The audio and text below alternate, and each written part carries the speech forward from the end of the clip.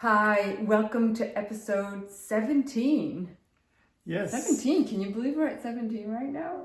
Well, I mean, Awesome, beautiful. it's absolutely wonderful. Yeah. I suspect we'll probably have about 50 episodes 50. before the end of the story. Well, it's a big book. Yeah, it's 1,200 pages. Yes. So it will take some time. I can't imagine translating all those pages, but thank you. Okay, so basically at this point, Yosh and Yosh Heram and Yeshua are traveling to the city of Kashi. Okay. So Kashi is the very old name for the city of Benares, also known today as Varanasi. Ah, okay. That's how, I mean, this city is very, very ancient. I think it's famous, they call it the city of death because of the big amount of cremation that is taking place. Is that like everybody goes there to get cremated? It's always one spot? I don't know if they go there specifically for that, but I think a lot of cremation and the cult of Shiva is taking place there. Okay. So the city itself is at least 3,000, if not 4,000 years old. Okay. Yeah, it's very, very ancient. So again, we will be posting a picture of the itinerary. Mm-hmm. It's another 900 or close to 1,000 kilometers through the mountains. Is that all? So it's going to take weeks for them. Yeah. And Yeshua is very worried about Yosh. I mean, as we know, Yosh Heram is an old man, has been around for a long time, walked a lot in his life. And his hips are painful, and Yeshua can see that his breath is also very shallow and short. Okay. So he's So very got concerned. some labored breathing and hip problems. Right. And, So he's very concerned about the health of Yosh. And as we saw before, his attempts to heal him are not working. Yeah. So there is something. Right. His time is coming. Perhaps his time is coming, yes. So, and again, as we mentioned before, they have no money, so getting a dromedary or horse is not an option. It's not possible. So what they do, Yeshua is forcing Yosh to stop on a regular basis. Yosh is all very proud, he doesn't want to stop, but he's also suffering. We would be the same way. I'm not old, I could do this. So he's forcing him to stop on a regular basis, and he's even thinking about doing a U-turn. Oh. Yeah, he thinks that maybe this is foolish. They should go back to Meru Vardhana, the Lake Dol, where they lived for more than a year before. Okay. They know the language. They know the people there. They know the people. Yeshua was teaching groups of women and young people. Right. And Yosh has been there many times. So even think about, okay, this is foolish, we should do a U-turn and take Yosh back. But of course, Yosh, being proud and says, no. Yeah. He's very upset and he refuses totally. So what they do instead, they are doing some kind of ancient hitchhiking. Ancient hitchhiking. And whenever they see a carriage or, pulled by buffaloes or donkeys or dromedaries, they will put Yosh on the trailer. So the weather is, of course, extremely hot. It's probably the summertime or close to the summertime. And they're in the center. I mean, again, according to the map, you can see they are in the center of India, which is famous for being very, very hot. And so to change their mind and forget about the heat of the place, they use the malas. And those are the necklace. Oh, the malas, right, the prayer malas. Right, with 108 seeds, that you go, I mean, you move basically with your thumb. Right. And so they recite litanies and prayers, some mantras. Mantras, to try to think about something else than the horrible heat that is, on their shoulders and on their head. And finally they arrive in Kashi, and they see the river Ganga, which we know today as Ganges, right? The famous river. And both of them are reminded of the Nile River. Because Yosh has been living in Egypt, and Yeshua was in Egypt and saw the Nile River when he was a kid between a few months and 5 years old. That's right. Yeah. So all the activities in Kashi's are centered around the river. I mean, the river is sacred, and all the temples are built along the shores of the river, and everybody is having activities around the river. Yeah. Right. And again, as there's the same problem happened with the former lake of Brahma, they cannot find a place to lodge. Oh. Because it's a pilgrimage place. Right. A lot of people come. Of course, the lodging Kind of is hard to do insufficient. reservations from the trail, right? Yes. And Yeshua realized that the cost of human life is actually very cheap there. I mean, human lives are. There are so many people. Yeah. People are dying in the streets. They're all different levels. Yes, Right? it's really, really difficult. Yeah.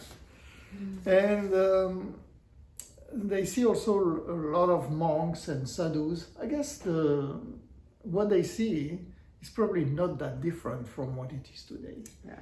I'm sure it's not. Yeah, thousands and thousands of years later, it's They really pretty keep much- to their traditions there, I Right, have to say. yes. There isn't much Right, change. yeah.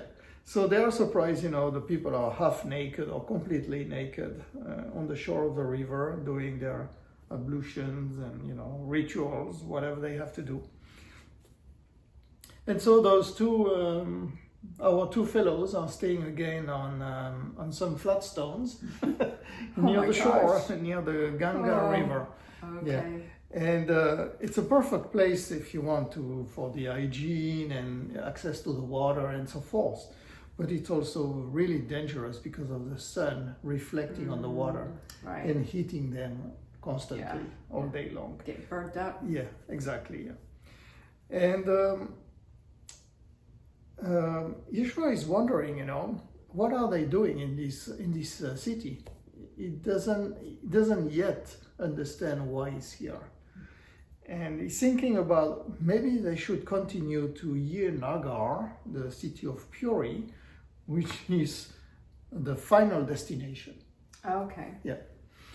But it's not possible to do that because Yosh really needs to rest, and try to recover. Is that his pretty strength. far off? Yeah, well, yes, it's another, Okay. I would say 1,000 to Right. perhaps 1,500 Oh kilometers. my yeah. goodness. Okay. Yeah, I mean, India is a very, very It big is. country. It is. And so to spend the time and make some money, Yeshua starts healing the poor souls who are laying in the streets, and on the shores of the river Ganga. And he's also learning the language of the place. And they call him Bhikshu, which basically means that he's somebody who has renounced to everything. Okay. Yeah. Kind of like a little Buddha. Right, perhaps, yeah, in a way. And Yeshua is really loving the spontaneity, the innocence, and the truthness of the Indian people over there.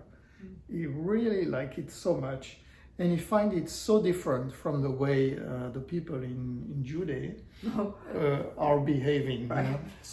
Yeah. Which it's a kind of a contrast Yeah. between the two. So this is something that he really enjoys doing a lot. And They just seem like such joyful people. Too, yes, right? yes, And yes, even in sparse conditions, yes. they're still Right. very. Yeah. There's joy there. There is joy. There is no manipulation. There is no trying to, to plot something or anything. It's almost like they have the understanding of reincarnation Yes, and karma, right? Oh, they do. Like definitely. I know, so that's why they're kind of towing the line and And understanding. they're probably more like pure children who are not trying to do anything bad, Right. Yeah. And so after a few weeks of staying on those flat stones and suffering in the sun, they finally find a small shed. But unfortunately, the small shed has only 3 walls and no roof. Oh my gosh. So, They need a roof more than ever. That shed is located on the east of the city. Okay. And so the rainy season is coming, that we know as the monsoon. Right. And Yeshua must absolutely find a refuge or fix their refuge. And so they, with some help, they rebuild the missing wall, and they built a roof made of palm leaves and twigs, something to protect them from the heat of the sun, the direct sunlight, and also the upcoming rain. And that came at, the timing was perfect, because right before the monsoon there is actually a cloud of black insects which is swarming and invading the entire city of Kashi. Wow. So the memories are not saying what kind of insects it is, but perhaps we can think they are locusts. Yeah, that's what came to my mind. Right. With locusts. Yeah. And so the little shed is a great protection, because at least they can close the entrance door, with some kind of fabric, and be protected from the swarming of those insects. It must be horrible. You're not painting a very good, comfortable picture for me. Yes, I agree. Same for me. It's not my cup of tea, but oh my goodness, yeah. So finally the monsoon comes, and this is again something that a lot of Indian people expect and love, because it brings the water for their crops.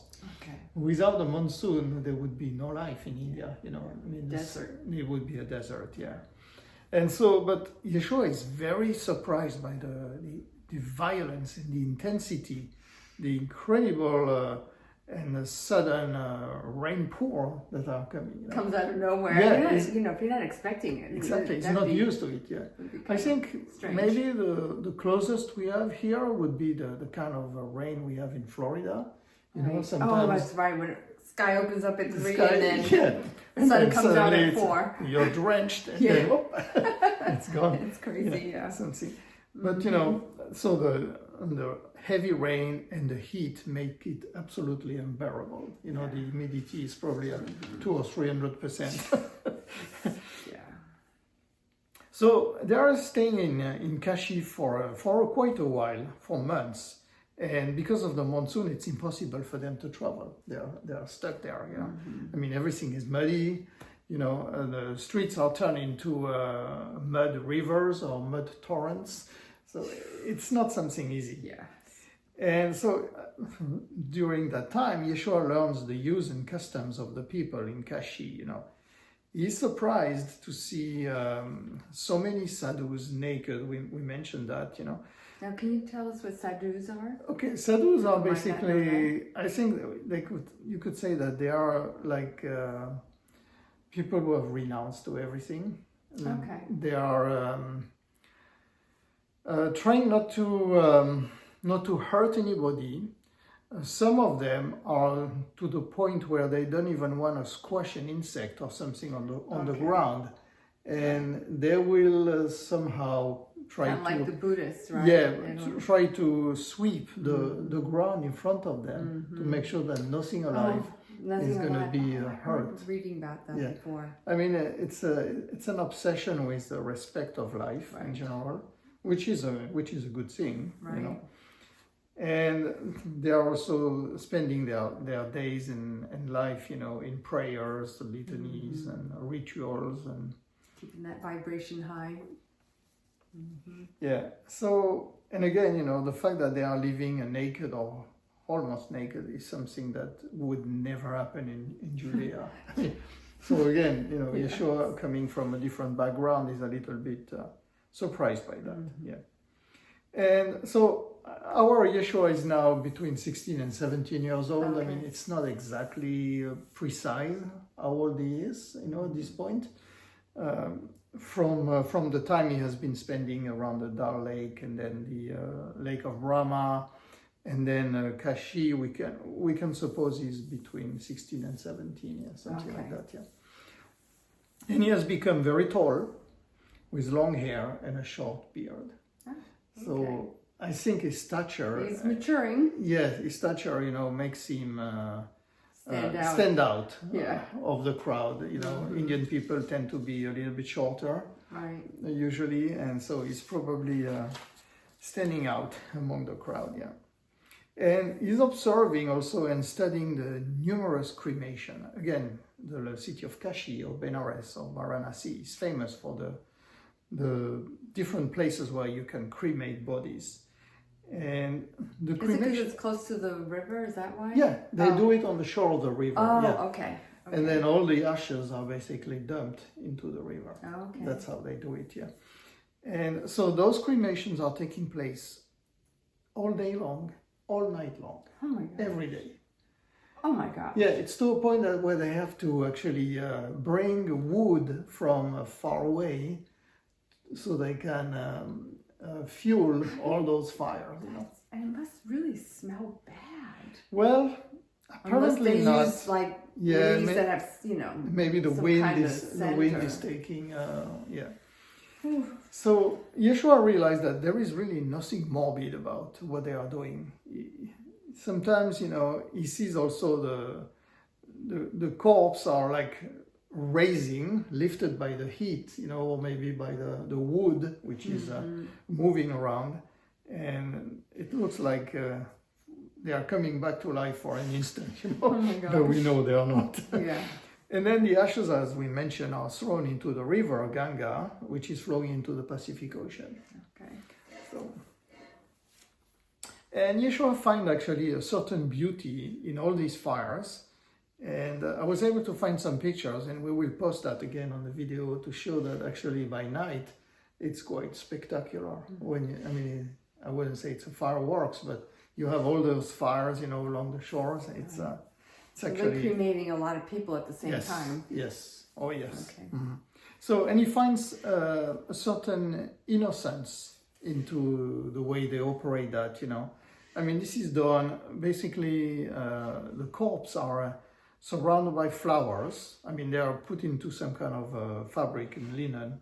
And then there is tons and tons of flowers on them. Oh. And then they are being brought on top of those wooden piles. So we're honoring, right? Yes, respectful definitely, yeah. And honoring. Definitely, yeah. And then, they are cremated, nothing is left, and then all the ashes are dumped into the water. Mm-hmm. And so this is touching Yosh also. Yosh is watching that, and he likes to see it, but he says something to Yeshua. Yosh says, okay, he asked Yeshua to be buried in the ground. After seeing that, he's like, after seeing that, I think I want to be buried. And I want my head pointing toward Jerusalem. Oh, yeah. Okay. So again, Yosh is following the Hebraic tradition, and the Hebraic tradition prohibits you from being cremated. Okay. You have to be buried. Okay. So Yosh explained to Yeshua that he still he has certain ideas and certain limitations which are stuck in his soul, and he's not ready to accept a cremation yet. Yeah, it's interesting. A lot of people have that. Yes. Even I guess in the Western that finality, maybe yeah. Mm-hmm. it is I don't know. Yeah. And so I guess Yeshua is listening to what Yosh has to say. And so Yosh explained that knowing and understanding do not mean mastering or knowing with your heart. Right. So there is the knowing with your intellect. Mm-hmm. There is the understanding with your mind. Right. But then there is the knowledge which is in your soul, in your heart. That's the hardest part. That's for a the lot hardest of people, part, right? yes. Is that absolutely, yeah. Mm-hmm. And so Yosh, cries thinking about all this stuff. He's recognized that he has not been able to accept and handle certain lessons and knowledge. Mm-hmm. So he's a little bit. He knows he's stuck in something. Yes, he knows that he has some limitation. Yeah. Mm-hmm. And so Yeshua, of course, is very humbled by the behavior of his friend and the honesty and the sadness that Yosh is expressing. And this is actually interesting because a few weeks later, Yeshua, coming back from the healing sessions in Kashi, finds Yosh laying on the ground on his side. Oh. Yeah. About 30 feet, 10 meters from their little shack. Mm-hmm. So Yosh is dead. He was gone, alone, suddenly and discreetly. And Yeshua thinks that probably due to his heart, which was too weak, right. Especially after all the walk and the peripecy and all the adventures. Well, there was a lot of exertion for somebody his age. Mm-hmm. So I'd like to remind the audience that Yosh Heram has been a friend of the Yeshua's family for a long, long time. Yosh actually was born in Judea, probably in Jerusalem, spent a great deal of time in Egypt. He was in Egypt when Yeshua was brought as an infant. Oh, okay. In the temples. Mm-hmm. Okay. He was part of the people, of the wise men who recognized Yeshua as an avatar. Oh, Utuktu, okay. He calls him. Okay. That's why he calls him that. Right? Yeah, he used to call him Utuktu. Mm-hmm. And after that, Yosh Heram is also the catalyzer, or is the reason why Yeshua took this long trip to the east. Oh. Because Yosh had been, after before his stays in Egypt, he went to Lake Dal in Kashmir. So he has been traveling quite a lot. Yeah, and he's, we can be grateful for Yosh to be around Yeshua because he's really the one who pushed 13-year-old Yeshua to start his long trip, and discover all the Eastern traditions. Yeah, that's good. So Yeshua is going to stay sitting near Yosh's body. Yeshua is covering his face with a veil, and just talking gently and silently to Yosh. And this is again according to their tradition. That's the way it is. I would like to mention that Yeshua is not touching or moving the body of Yosh. Okay. So the body of Yosh is exactly at the point where he stopped living, and Yeshua doesn't touch it or doesn't move it. Oh. Yeah, and he's going to do that for 3 days, and we're going to explain why he does that. Mm-hmm. And so Yeshua speaks to Yosh, about things that he would have loved to tell him when he was alive, but he could not, and certain things that are difficult to share between men and and companions, and this is about love, yeah. And so in the evening, he covers the body of Yosh with a veil, and on the side he starts digging a grave. Oh, okay. Yeah, because you remember that Yosh wanted to be buried. He wanted to be buried, and with some rocks, with the head toward Jerusalem. Mm-hmm. So Yeshua, I don't know how he's digging that grave, but he probably has access. And since it's more or less the monsoon, I suspect that the dirt may not be so hard. Right. Yeah, so maybe he's getting some help. And Yeshua, of course, cries a lot, but not so much on Yosh, but more on himself. Because you realize that now. Yeah, it's all him. He's all by himself, yeah. Even though he's not really alone, but he really is alone. Yeah. In the physicality. In the physicality, he's alone, yeah. And again, I want to emphasize that Yeshua does not touch Yosh for the next 3 days. Mm-hmm. Okay, and this is there is an absolute reason for that. And so on the second night, Yeshua decided to join Yosh, to speak to him one last time. And of course, since he's dead, the only way to do that is to do it in the astral plane. So he, interestingly, he lays down next to Yosh's body on the ground, directly on the dirt, and starts certain breathing patterns, which unfortunately are not given to us. You think it's maybe Kriya Yoga, the breathing that they do with that? Well, they call it pranayama yoga, which is the technique of breathing. But there are so many different techniques. A lot of people do that to get into the astral, out of the body into astral plane. Yeah. They use that. Well, I mean, I'd like to know those those techniques. But yeah, and quickly, he's used to that. He has been doing it for many years. Yeshua consciousness gets out of his body and floats into the astral. So to find Yosh in the astral is actually looking for a luminous link of tenderness. So he's trying. What does that mean? Well, it means he's picturing the love and the tenderness he has for Yosh. Oh, okay. And that drives his body directly to Yosh. Oh, okay. Like he's just concentrating on getting to. Yeah. Because, being in the astral can be a lot going on. Yeah, a lot going on, and plus you never know exactly where to go. So, right, yeah. Again, you have to have a concentrated the astral effort. plane is the world of the emotions and the feelings, right? So if you can find a trail, which is an emotion, then it will take you to that point. Okay. And so he sees Yosh far away.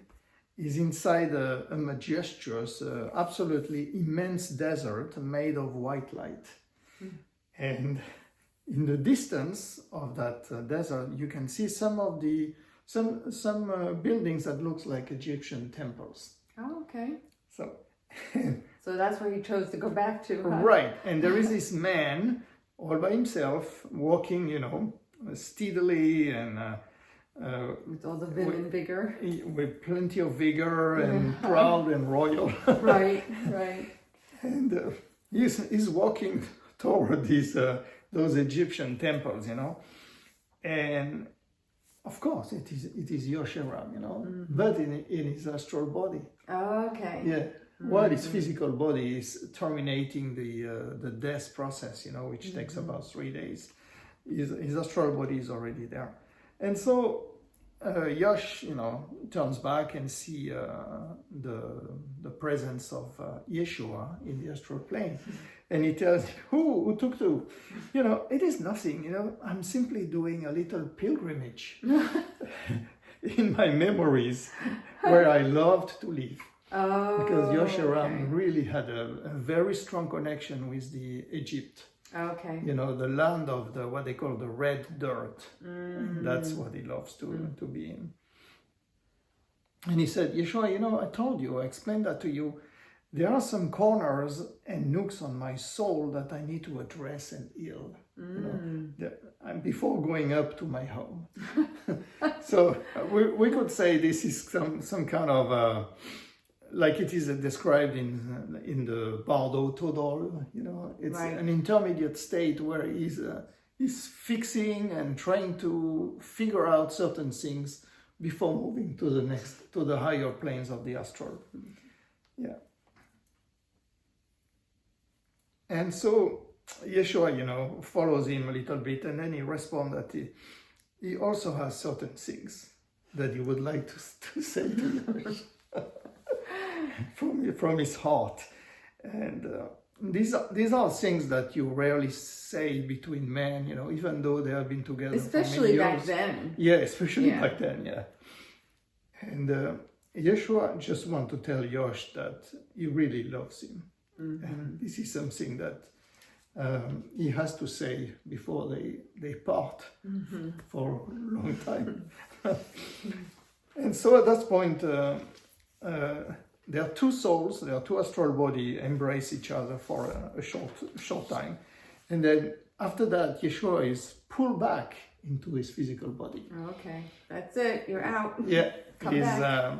he's basically called back into the Raj has got 3D things to physical do. plane. Yeah. And he leaves Yosh, at his astral occupations.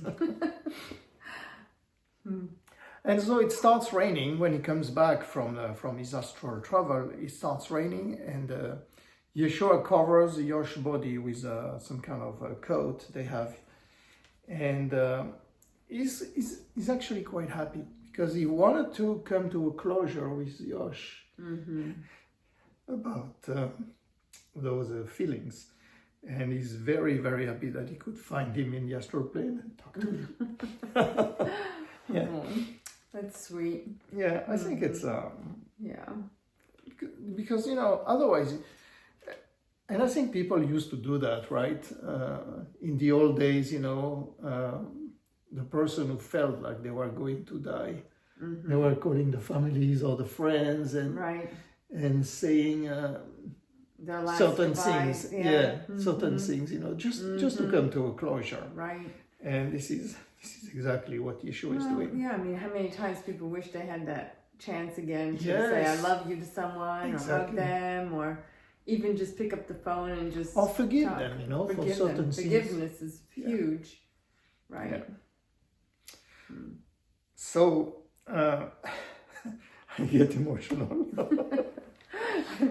Well, you're really in the story. Yes. So the next day, a man comes to help Yeshua to put Yosh in the ground, because you need to be at least two people to move a human body, right, and to cover it. And again, that man, and I think it's important to understand it, is an impure, what they call in India a dom, D-O-M, a dom, okay? D-U-M? D-O-M. D-O-M, okay. Dom, yeah. Or, as we saw last time, Anabadosh, which is the lowest caste possible in India, right? Right. It's probably the same kind of people who are doing the cremations. Oh, right. They are considered, as untouchables. Oh. Yeah. And so they put a few stones on the head of the grave, and that was it. Okay. Yeah. I'm glad he got some help. Yeah. So Yeshua is now alone.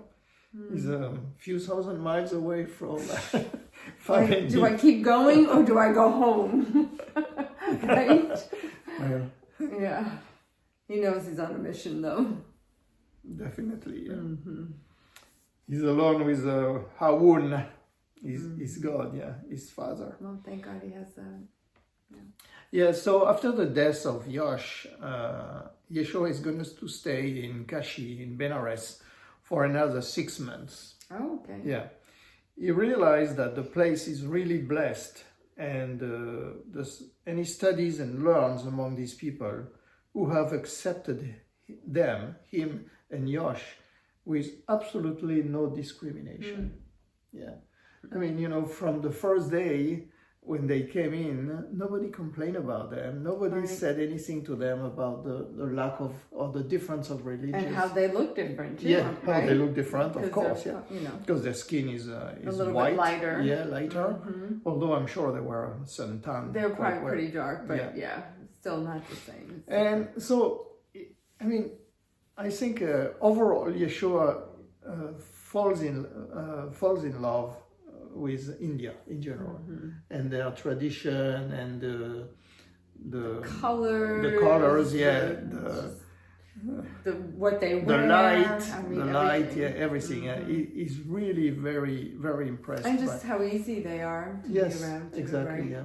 So that's nice, very important. welcoming. And so there is only one shadow that disturbs him, and I think it's important to mention it, is the caste systems. Yeah, he finds that absolutely inconceivable. He does not understand why there is such a caste system. And I think from what the Akashic memories are telling us, this is the only complaint he has from the Indian people, on the Indian culture. I think they're trying to change that.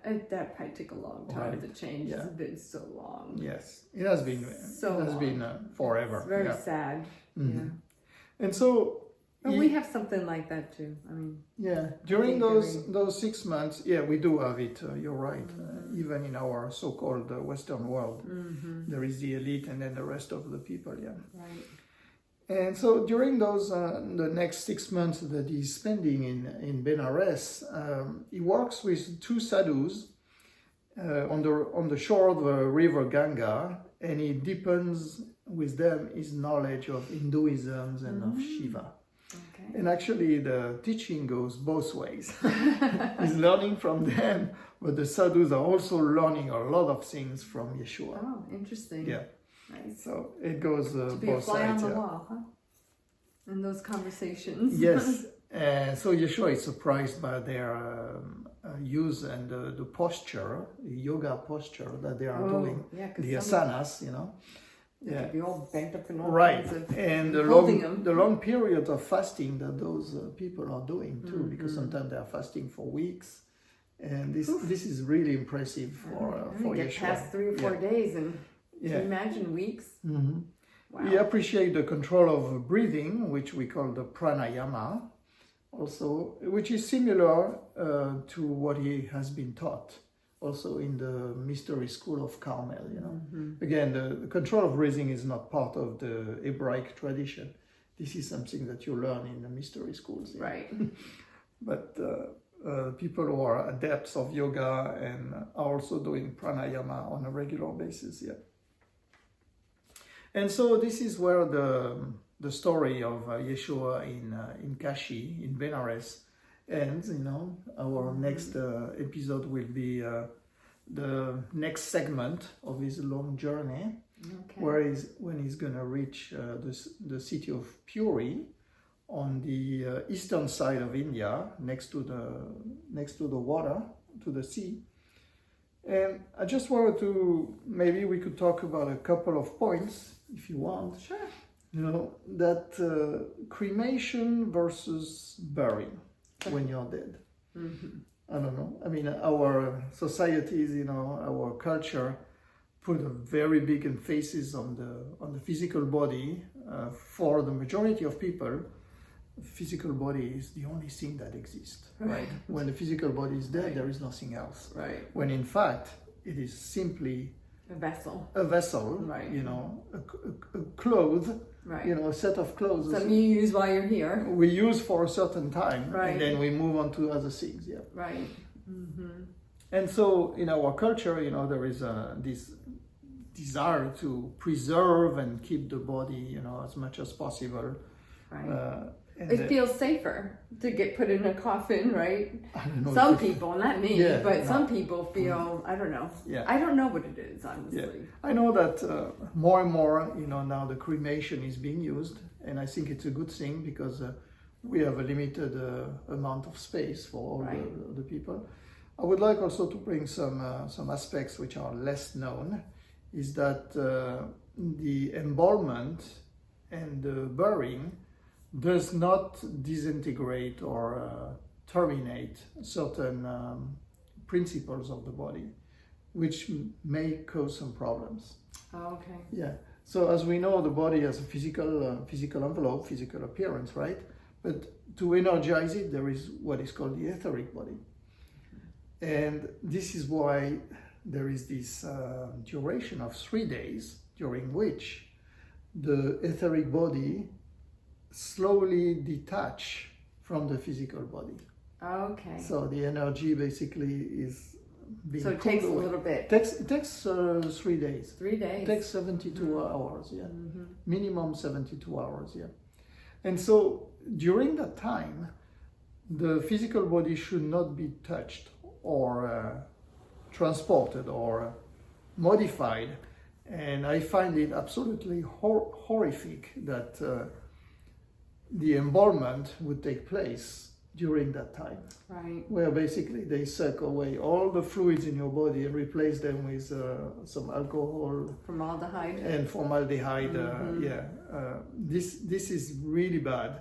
And but why do they do that? Mainly for like, they have an open casket or something like that? I think they do it for because it's probably an expensive procedure. Get you on the way out. Yeah, too. exactly. So it's an expensive procedure, and it takes the body a lot longer to decay then too. Yes, exactly. It prevents the body from decaying. Ah. Yeah, it's like those animals or those fish kept in the jars. that are kept in alcohol. Yeah, they can last forever. Yeah. And this is not good. No. Because again, in that case, there is an attachment to the physical body. Mm-hmm. And so for the people who are deceased, for the consciousness who is now deceased, there is always this attraction. It's like magnetism attraction to what used to be their physical body. Right. So they might not leave. Yeah, that's like, wait a minute. That's why we have ghosts and entities floating above cemeteries. Other reasons too, but that's one. But that's one of the reasons. Yeah. Because a lot of people are lost, confused. Mm-hmm. They don't know where to go. Mm-hmm. They don't even realize that they are dead sometimes, and they have this magnetic attraction to their physical body, which is decaying. Right. Oh. And for them to see that is not a pretty picture. Right. Mm-hmm. So. I also wanted to mention that there is a book that was written by a student of Alice Bailey on the problem of burying people in the ground. Is that there is a transfer. A lot of people die because of disease, right? And so there is the transfer of those virus and disease and negative energies into the ground, which is then turn into our rivers or into our eventually there. Yeah, eventually. And so again, it's affecting everything, and it's not good for the vibrational level of the planet overall. Yeah. So on the other hand, the cremation after the 3 days destroys completely everything. Right. It destroys the physical body, but it also destroys the etheric body. Anything that's lingering, that doesn't need to be lingering. After cremation, there cannot be any ghost. There cannot be any magnetic attraction back to the physical body. Right, because there is only ashes. Yeah. Mm-hmm. That's a good way to cut the ties. Yes, we absolutely have to cut the ties. Right? Yeah. I mean, I think it's foolish to try to preserve, an old physical envelope. Mm-hmm. I mean, it's like I don't know. It's like trying to keep an old piece of clothing which is completely worn out and doesn't fit you anymore, right? Right. I mean, you just get rid of it. You're not going to get back into it again. No, it's impossible. Yeah. Right. And then the other thing I wanted to talk about is the Ganga River, the Ganges River. People find it absolutely atrocious. I mean, how can they dare bathe into it, do their rituals, and in the middle of the ashes of the dead. Oh, right. I mean, Westerners usually are repulsed. I mean, they're horrified by that. Right. They would not even put their foot into the water. And I think it's a big misunderstanding about what the Ganga River is made of. I mean, first of all, it is a sacred river. It has a specific energetic signature. And I'm not sure we were going to talk about it in the life of Jesus, but there is a group of monks and adepts near the sources of the Ganga River who are basically living in a cave under the river or very close to the river, and they are praying constantly. Oh my goodness. To program the water, the molecule of water. Well, we know what that does. Yes, we know that the water can be programmed. We know that the water has a memory. Right. That has been proven by modern science, right? Right. And so that's why we have to worry about what we say, because we are made up of water, right? Exactly, yeah. Mm. And so this group of very advanced beings are making sure that the water of the Ganga River, of the Ganges, remains pure and made of high vibration. Yes. Yeah. This is something that people do not know most of the time, but it's very important to take it into account. Yeah. And take into account anything, water that we drink and we consume too, right? Yeah. That's why they say to pray over our food, our water, Absolutely. You can do positive programming. Exactly. That fills your body. All right. So I'm sure our audience will have some comments about all these points, but we wanted to share that with you guys. Well, thank you so much, and we look forward to the next episode.